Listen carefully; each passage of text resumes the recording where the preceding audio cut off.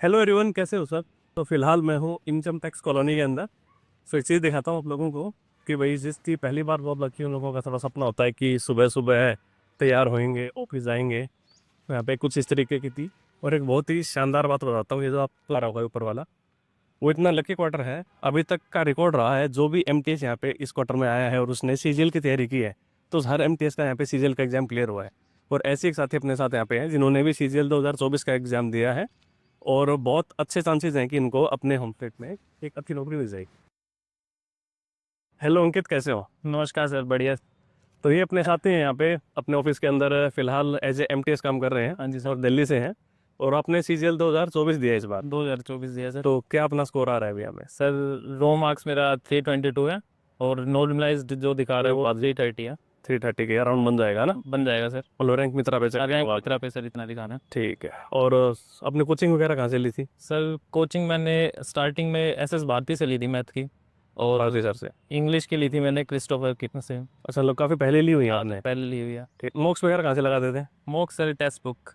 Text book के सब लगा रहे हैं वहाँ पे। मोक्स में क्या स्कोर आया था अपना। मोक्स में सर 300, 310, 320 कंसिस्टेंसी से बन रहा था। ऐसे। हाँ। मतलब अगर आपके मॉक टेस्ट में अगर 300, अगर आप अच्छे ढंग से अगर प्लस में रहते हो कंसिस्टेंसी से, तो अच्छे चांसेस होते हैं कि फिर आपका मेंस में जो है ना, मतलब कोई ऊंच नीच नहीं होगी, आप अच्छा स्कोर लेके आ जाओगे। ठीक है। और कोई भी साथी जो तैयारी कर रहा है, I can recommend you guys कि आप लोग टेक्स्ट बुक के मॉक्स लगा सकते हो। प्लेटफॉर्म बढ़िया है, आपको यहाँ पे पुराने सारे पेपर्स मिल जाते हैं मॉक टेस्ट के फॉर्म में। तो अच्छा एनालिसिस करके फिर आप अपना स्कोर बढ़ा सकते हो। अच्छा, जैसे जॉब कर रहे हो आप, जॉब के साथ साथ ही आपने अभी जो है दोबारा से सीजीएल के जो अपना रिवीजन किया या जो तैयारी की, तो टाइम मिल जाता था मतलब सफिशिएंट। इस तरीके से शेड्यूल रहता है। इनकम टैक्स में थोड़ी रिलीफ है टाइम की, आपको मिल जाता है टाइम थोड़ा बहुत। वीकेंड तो निकल ही आते वीकेंड में हैं। मिल जाता है, फिर लंच टाइम में भी आप कर सकते हो। और बाकी आपके ऑफिसर के ऊपर है कि अगर आपको ऑफिसर आपको टाइम दे रहा है ये आप पढ़ने का, तो आप निकाल सकते हो आप टाइम अपना। यानी ऑफिस अपना सुबह 9:30 से शाम के 6 तक है। हाँ उसके बाद 6 के बाद आप फ्री हो। बिल्कुल सर। तो वहाँ आपको 3-4 घंटे निकल जाते हैं पढ़ाई पढ़ाई के लिए। तो जैसे मैंने पहले ही बताया, मैं भाई जो क्वार्टर है आपका, हाँ ये काफ़ी अच्छा क्वार्टर है कि यहाँ पे जिस भी बंदे ने आगे मेहनत की उसका सिलेक्शन हो ही गया है। आपसे पहले भी यहाँ पे कुछ एमटीएस आए हैं जिनके सीजीएल के एग्जाम्स क्लियर हुए हैं। एक बंदा आईबी में भी गया था। हाँ सर। और अब आप उसी प्रथा को आगे बढ़ा रहे हो। और ये लीगेसी यहाँ छोड़ के जाओगे आगे आने वाले बात रहे एमटीएस। सर ये।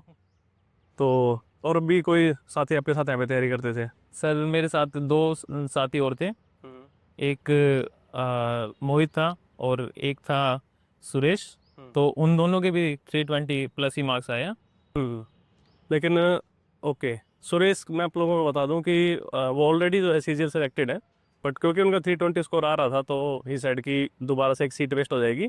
तो सीजीएल में ऑलरेडी सिलेक्टेड हो, फिर से सीजीएल की एक ऐसी सीट मिलेगी जो कि वो नहीं ज्वाइन करना चाहेंगे। तो इसलिए उन्होंने टाइपिंग वगैरह स्किप कर दी थी। ठीक है।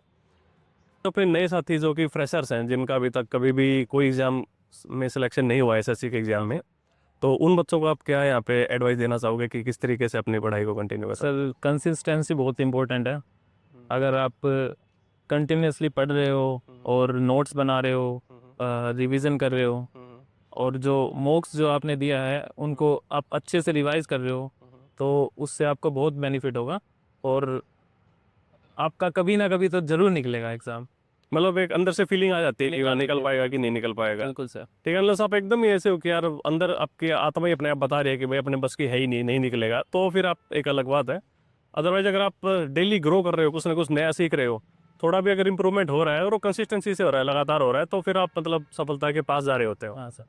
और कभी ऐसे मल्टीपल थॉट्स भी आते होंगे दिमाग में कि यार पता नहीं हो पाएगा कि नहीं हो पाएगा, कभी लगता होगा थोड़ा सा लो फेस आता है तैयारी में, हर एक स्टूडेंट के आता है वो। मतलब it's a part of the preparation. आप जब भी किसी ऐसे एग्जाम की तैयारी करते हो जिसका प्रोसेस इतना लंबा हो, तो आता है लो अप्स एंड डाउन यहाँ पे आते रहते हैं। आपके साथ भी चीज़ें हुई होंगी। बिल्कुल सर, उसमें सर फैमिली का और फ्रेंड्स का बहुत सपोर्ट मिला है कि जब भी अप्स एंड डाउन आए तो उन्होंने हमेशा सपोर्ट किया है कि आप और पढ़ाई करो, ज़रूर निकलेगा आपका। हमेशा बैकअप किया सर उन्होंने। ओके। और जॉब के साथ साथ तैयारी करना और विदाउट जॉब तैयारी करना, इन दोनों ही फेसेस आपने देखे हैं, तो क्या आपको अलग अलग जो है ना चेंजेस नजर आए दोनों चीज़ों में। सर, जब जॉब नहीं होती तो सर ये भी होता है कि हमें पैसे कमाने हैं। उसके लिए ये होता है कि हमें मतलब कोई भी जॉब मिल जाए तो हम उसको जरूर जरूर। पॉकेट मनी भी लेते हाँ हैं घर से। बिल्कुल। तो यहाँ पे और आपको पॉकेट मनी लेने की जरूरत नहीं है। लेने की जरूरत नहीं है। और रेंट पे करने की जरूरत नहीं हाँ है, सर, सरकारी क्वार्टर मिल सरकारी गया। क्वार्टर है।